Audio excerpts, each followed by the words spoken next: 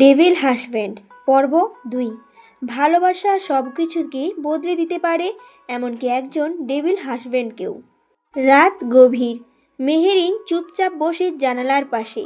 বাইরে অন্ধকার, ভেতরের আলো নিভে গেছে, শুধু তার চোখ দুটো জ্বলছে। তীব্র অপমান, যন্ত্রণা আর অভিমান একসাথে জমাট বেঁধে উঠেছে। হঠাৎ নিজের প্রতিচ্ছবির দিকে তাকিয়ে সে বলল, আরিস, এবার থেকে আমার ভিন্ন রূপ দেখবে। কাল সকাল থেকে শুরু হবে নতুন এক খেলা। সকাল। আরিস রহমান চৌধুরী রুমে ঢুকে হঠাৎ থমকে দাঁড়ালো। তার বিছানার পাশে একগাদা ব্যাগ, আলমারির সামনে দাঁড়িয়ে মেহেরিন। আরিস বিস্ময়ে জিজ্ঞেস করলো, তুমি এখানে? এই ব্যাগগুলো কেন? আমার রুমে কি করছো? মেহেরিন ঘুরে তাকালো, চোখে দুটি, ঠোঁটে হালকা হাসি। আসবো না কেন? আজ থেকে আমি এখানেই থাকবো। আরিস হতবাক হয়ে জিজ্ঞেস করলো, হোয়াট? কি বলছো তুমি? আমার রুমে থাকবে মানে? মেহেরিন শান্ত গলায় বলল, যেমন আপনার এই রুমে থাকার অধিকার আছে, আমারও আছে। আমি আপনার স্ত্রী, 50-50। তাই আপনি যেখানে থাকবেন, আজ থেকে আমিও সেখানেই থাকবো। আরিস কিছু বলতে গিয়েও থেমে গেল। মেহেরিন ইতিমধ্যেই তার জিনিসগুলো গোছানো শুরু করে দিয়েছে। আরিস কিছুক্ষণ তাকিয়ে থেকে ধীরে ধীরে পেছনে ঘুরে বেরিয়ে গেল, কিন্তু তার চোখে ছিল অজানা এক প্রশ্ন আর ভেতরে জমাট বাঁধা অস্থিরতা। রাত গড়িয়ে গেল, অথচ আরিস ফিরল না ঘরে। মেহেরিন একবার দরজার দিকে তাকায়, আবার জানালার দিকে। দূরে মসজিদের আজান ভেসে আসছে, ফজরের সময় হয়ে গেছে। সে জানে আরিস নামাজ পড়ে, তবু আজ সে কোথায়? হঠাৎ দরজায় ধীরে ধীরে কড়া পড়ল। একবার, দুবার। মেহেরিন উঠে দাঁড়ায়, কিন্তু কিছু বলে না, অপেক্ষা করল। দরজা খুলে গেল ধীরে। আরিস দাঁড়িয়ে আছে চুপচাপ, চোখে লাল, মুখ গম্ভীর, কিন্তু চোখের গভীরে স্পষ্ট ক্লান্তির ছায়া। মেহেরিন কিছু বলার আগেই আরিস ভেতরে ঢুকে গেল। না কোনো প্রশ্ন, না কোনো অভিযোগ, শুধু একটা দীর্ঘ নীরবতা। সে কোট খুলে টেবিলে রাখল। জামাটা খোলার সময় হাত থমকে গেল। এক মুহূর্ত দাঁড়িয়ে থেকে ধীরে ধীরে ওয়াশরুমের দিকে এগিয়ে গেল। দেখতে দেখতে এভাবে একে একে দিন কেটে যায়। আরিস নিজের মতো থাকে, মেহেরিনের সঙ্গে বিশেষ কথা বলে না। মেহেরিন অনেকবার চেষ্টা করে সম্পর্কটা স্বাভাবিক করতে, কিন্তু ব্যর্থ হয়, কারণ সে বুঝতে পারে আরিসের জীবনে নিজের কোনো গুরুত্ব নেই। তবুও নীরবে অপেক্ষা করতে থাকে সে, যদি কোনোদিনও কিছু বদলে যায়। এভাবেই একদিন হঠাৎ রাতে বাড়ি ফিরে কিছু না খেয়ে শুয়ে পড়ে আরিস। রাত গভীর হলে মেহেরিন চিন্তায় পড়ে। আরিসকে ডাকতে থাকে খাবার খাওয়ার জন্য, কোনো সাড়া নেই। ধীরে ধীরে ঘরে গিয়ে দেখে আরিস বিছানায় অচেতন। কপালে হাত রাখতেই চমকে ওঠে সে। জ্বরে কাঁপছে আরিস, শরীর একেবারে গরম হয়ে আছে। চোখে জল চলে আসে মেহেরিন। এভাবে তো কাউকে ফেলে রাখা যায় না। সে রাতেই শুরু হয় তার একনিষ্ঠ সেবা ভরা ভালোবাসা দিয়ে। জলের পট্টি বদলে দিচ্ছে সারা রাত, ঘুমোচ্ছে না একটুকুও। মাঝে মাঝে ঘেমে উঠলে কাপড় পাল্টে দিচ্ছে, ওষুধ খাওয়াচ্ছে যত্ন করে। নরম আলোয় আরিসের চোখ আধখোলা হয়ে দেখে সামনে বসে থাকা এক ক্লান্ত মুখ, কিন্তু তাতে ঝরে পড়ছে একরাশ স্নেহ। বুকের গভীরে হালকা কাঁপন টের পায় সে। এতদিন এমন ভালোবাসা পায়নি। অবচেতন মনে ধীরে ধীরে সেই মুখের জন্য দুর্বল হয়ে পড়তে থাকে আরিস। পরের দিনগুলোতেও মেহেরিন যেন একনিষ্ঠ ছায়া। খাবার বানিয়ে খাইয়ে দিচ্ছে, বারবার শরীরের যত্ন নিচ্ছে। আরিস কিছু বলতে পারে না, শুধু চুপচাপ তাকিয়ে থাকে। মাঝে মাঝে তার ভিতরে এক অজানা অনুভব তৈরি হচ্ছে। ভালোবাসা কি এমনই হয়? যে মেয়েটিকে এতদিন গুরুত্ব দেয়নি, সেই তো আজ প্রাণপণে পাশে। এই স্নেহ, এই যত্ন না চাইতেই মনটা টেনে নিচ্ছে মেহেরিনের দিকে। দেখতে দেখতে দিন গড়িয়ে যায়। ধীরে ধীরে আরিস বুঝতে পারে মেহেরিন শুধু একজন দায়িত্ব নয়, ও তার জীবনে এক অবিচ্ছেদ্য অংশ হয়ে উঠেছে। তাকে ছাড়া জীবন যেন অসম্পূর্ণ। এক সন্ধ্যায় যখন বারান্দায় বসে চা খাচ্ছিল, আরিস এক দৃষ্টিতে তাকিয়ে থাকে মেহেরিনের দিকে। হালকা বাতাসে তার চুল উড়ছে, সে যেন চোখ সরাতে পারছে না। তুমি কি জানো, তোমার মতো কেউ আমার জীবনে কখনো আসেনি, আরিফ হঠাৎ বলে ওঠে। মেহেরিন হেসে তাকায়, কিছু বলে না, কিন্তু সেই হাসিতে ছিল এক ধরনের শান্তি। একদিন বাড়িতে কেউ নেই, আরিফ অফিসে। হঠাৎ বিকেলে বৃষ্টি নামে। মেহেরিন ছুটে যায় ছাদে বৃষ্টিতে ভিজতে। তার আনন্দ যেন শিশুর মতো।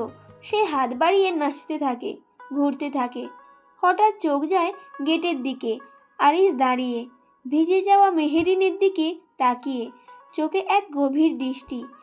তার মুখে মৃদু হাসি, কিন্তু চোখে ভালোবাসার ঝলক।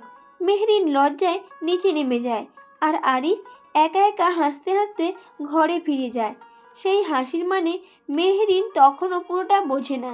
রাতের খাবার খাওয়ার পর হঠাৎ লোডশেডিং, পুরো ঘর অন্ধকার। হঠাৎ জেনারেটরটাও খারাপ হয়ে গিয়েছে।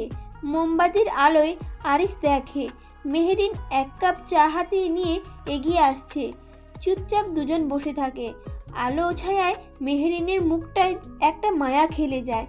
আরিফ হঠাৎ বলে, তুমি কি জানো, এই অন্ধকারেই আমি তোমার সবচেয়ে স্পষ্ট দেখতে পাই। মেহরিন অবাক হয়ে তাকিয়ে রয় আরিফের দিকে। একদিন মেহরিন রান্না করছে, গুনগুন করে গান গাইতে গাইতে। আরিফ পাশের সোফায় বসে কাজ করছিল। হঠাৎ থেমে যায়। সে চুপচাপ তার দিকে তাকিয়ে থাকে। এই মেয়েটাই আজ তার ঘর আলোকিত করে রেখেছে।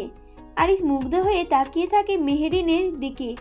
আরিফ মনে মনে বলে, তুমি হাসলে ঘরটাও হাসে, তুমি না থাকলে মনে হয় কিছুই নেই। হঠাৎ চোখাচোখি হওয়ায় দুজনে। আরিফ মুগ্ধ দৃষ্টি দেখে মেহরিন লজ্জায় মুখ নামিয়ে ফেলে। এভাবে তাদের দুজনের কিছু সুন্দর দিন কাটতে থাকে। আরিফ একদিন অফিস থেকে ফেরার সময় মেহরিনের জন্য গাজরা নিয়ে আসে, কিন্তু কিভাবে মেহরিনকে দেবে বুঝে উঠতে পারে না। তাই আরিফ ড্রেসিং টেবিলের উপর রেখে দেয়, আর গেটের কাছে এসে দেখে মেহরিন আসছে কিনা। মেহরিনকে আসতে দেখে আরিফ চট করে কিছু কোম্পানির ফাইল নিয়ে বসে পড়ে খাটে। কাজ করার অজুহাত দেখানোর চেষ্টা করে, কিন্তু আরিফের মনোযোগ ছিল মেহরিনের ওপর। যেন মেহরিন দেখতে পায় টেবিলের উপর রাখা গাজরাটি। আর পরে আরিফ দেখতে চেয়েছিল এই গাজরাটি মেহরিনের খোপায় দিলে দেখতে কেমন লাগে। আরিফ বারবার মেহরিনের দিকে তাকাচ্ছিল, মেহরিন কী করে, গাজরাটি কখন নেয় আর কখন পরে। কিন্তু মেহরিন ড্রেসিং টেবিলের কাছে গিয়ে চুল আঁচড়ায়, অন্যান্য কাজ করে, কিন্তু গাজরাটা নেয় না। ফলে বাধ্য হয়ে আরিফ নিজেই বলেও, তখন একটা গাজরা আছে, পরে নিও। একজন বিক্রি করছিল, আমাকে জোর করছিল নিয়ে নিতে, তাই আমি বাধ্য হয়ে নিয়েছি। ভাবলাম ফেলে দেবো কেন, নিয়ে যাই বাড়িতে, তোমার যদি ভালো লাগে তুমি নিতে পারো। মেহরিন কিছুক্ষণ আয়নার প্রতিবিম্বের মধ্য দিয়ে আরিফকে দেখল, তারপর অবশেষে গাজরাটি নিয়ে কোপায় বাঁধতে লাগলো, কিন্তু কিছুতেই ভালো করে বাঁধতে পারছিল না। আরিফ ফাইলগুলো রেখে মেহরিনের পেছনে গিয়ে দাঁড়ালো। অবশেষে আরিফ গাজরাটি মেহরিনের খোপাতে বেঁধে দেয় সুন্দর করে। আর এতটা কাছে আসায় মেহরিনের শরীর থেকে একটা সুন্দর স্মেল নাকে প্রবেশ করে আরিফের। খুব সুন্দর একটা মিষ্টি গন্ধ, যা আরিফকে অন্য জগতে নিয়ে যেতে লাগে। সেই মুহূর্তেই মেহরিন দূরে সরে যায়। আরিফকে বলে, ধন্যবাদ বেঁধে দেওয়ার জন্য। মেহরিনের কথাতে আরিফের ধ্যান ভাঙে। সে কিছুক্ষণ মেহরিনের দিকে তাকিয়ে থেকে তারপর আবার অফিসের কাজ নিয়ে বসে পড়ে। মেহরিন কিছুক্ষণ তাকিয়ে থাকে আরিফের দিকে, তারপর সেও তার গন্তব্যে চলে যায়। এই বাড়িতে এখন শুধু দুইটা মানুষই আছে যারা একে অপরের দৃষ্টি এড়িয়ে থাকলেও মনের ভেতর একটা অদ্ভুত টান অনুভব করে। আরিফ রহমান চৌধুরী, যে প্রতিদিন একটু একটু করে বদলে যাচ্ছে। সে বুঝতে পারে মেহরিন যেন ওর নিঃশ্বাসে ঢুকে গেছে অদৃশ্যভাবে, আর তাই ঠিক করে অনেক অপেক্ষা হয়েছে। এই জন্মদিনেই বলবে সব। মেহরিনের জন্মদিন দুদিন পর। কালকেই সব ব্যবস্থা করতে হবে, একটা স্মরণীয় দিন যেখানে সে মেহরিনকে চিরদিনের জন্য নিজের করে নেবে। জন্মদিনের দিন পরের দিন সকাল থেকেই আরিস ব্যস্ত হয়ে পড়ে। ডেকোরেশন, কেক, ফুল, প্রতিটা জিনিস সে নিজে হাতে ঠিক করে। একটার পর একটা রঙিন বেলুন সাজিয়ে রাখে সে। দেয়ালে নরম আলোয় লেখা হ্যাপি বার্থডে মেহেরিন। কেয়ারটেকার অবাক চোখে দেখে, এমনটা তো কখনো করেনি ও। মেহেরিন কিছুই জানে না, জানুকও না, সবটাই হবে একটা সারপ্রাইজ। আর রাতে, সেই রাতে আরিসের চোখে থাকবে শুধু একটাই লক্ষ্য, আজ বলতেই হবে, আজ মেহেরিনকে চিরদিনের জন্য নিজের করে নেবে। অবশেষে আসে সেই কাঙ্ক্ষিত মুহূর্ত। রাত ঠিক 11:30। ছাদের সব সাজানো শেষ। চারদিকের আলো নরম, গোলাপি রঙের লাইট জ্বলছে মৃদু মৃদু। মেঝেতে ছড়ানো গোলাপের পাপড়ি, যেন স্বপ্নের মাটিতে পা ফেলছে কেউ। আরিস আস্তে করে মেহরিনকে ডাকে, চোখ বেঁধে দেয় কাপড়। একটি হাত ধরে নিঃশব্দে ছাদে নিয়ে আসে তাকে। চলো, এখন চোখ খুলে দেখো, কানে কানে ফিসফিস করে বলে আরিস। মেহরিন ধীরে ধীরে কাপড়টা খুলে ফেলে চোখ থেকে। চোখ খুলে থমকে দাঁড়ায়, যেন নিঃশ্বাসও বন্ধ হয়ে গেছে তার। সামনে দাঁড়িয়ে আছে স্বপ্ন, আলো আর ভালোবাসার এক মায়াবী মিলনস্থল।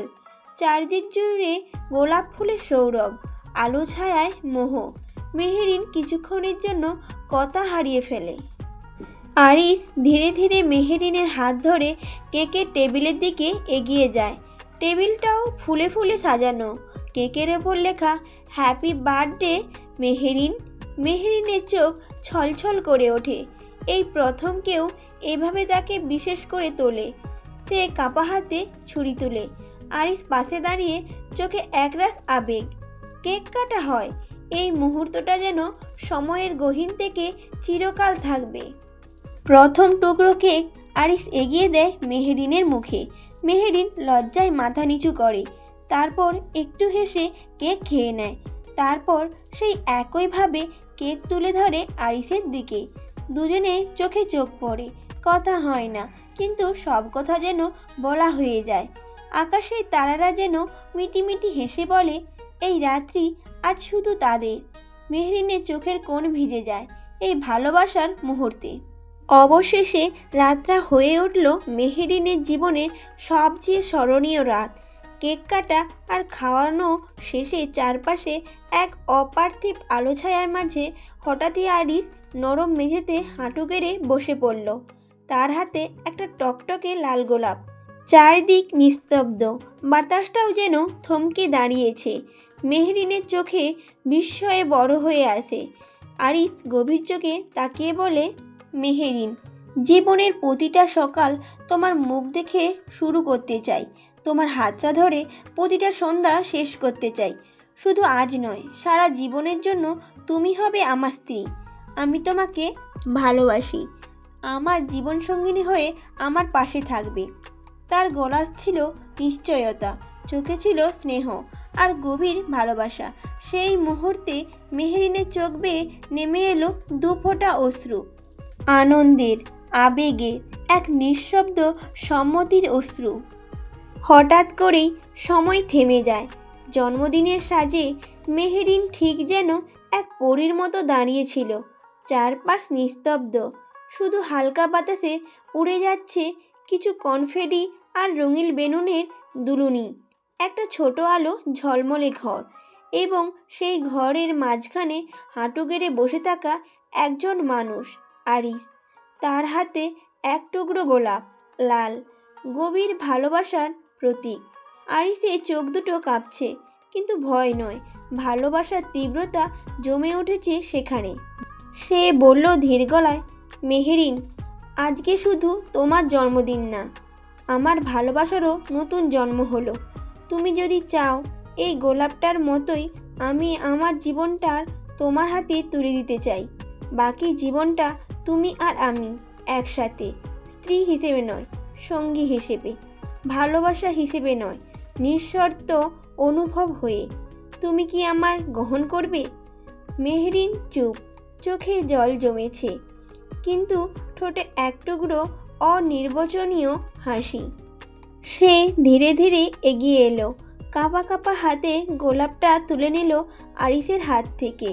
চোখে চোখ রাখল, বলল, চোখের জল আর মুখে হাসি নিয়ে মাথা নেড়ে হ্যাঁ বলল, এই জীবনটা আমরা একসাথেই কাটাবো, শুধু তুমি আর আমি, চিরদিন। তারপর সে হঠাৎ নিচু হয়ে আরিসকে জড়িয়ে ধরল। দুই হৃদয় এক হয়ে গেল নিঃশব্দে, যেন নিঃশ্বাসও থমকে গেল কিছু সময়ের জন্য। এই ঘরে সেই আলোয় শুধু দুজন মানুষ আর একটি মুহূর্ত, যা কোনো গল্প নয়, বাস্তব এক ভালোবাসা। চলবে।